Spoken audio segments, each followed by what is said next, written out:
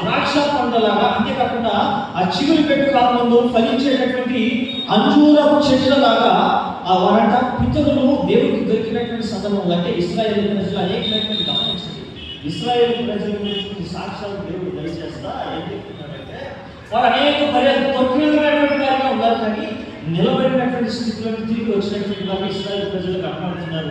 కొన్నిసార్లు దేవుడితో కలిసినటువంటి అనుభవం కలిగినటువంటి ప్రజలు, దేవుడితో సహవాసం చేయ అనుభవం కలిగినటువంటి ఆ ప్రవర్తన ఉంటున్నటువంటి వారు, ఆరాధనలు ఉంటున్నటువంటి వారు పరిస్థితుల్లో నిలబడలేకపోయారు. కానీ దేవుడు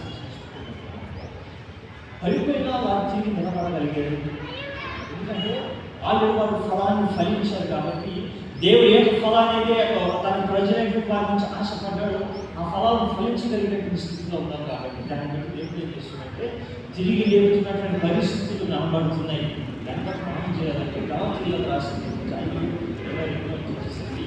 ఏ ఫలాలను ఫలించాలి, దేవుడి ప్రజలైనటువంటి వారు దేవుడికి ఇష్టమైనటువంటి ఫలం ఏంటి, లేదా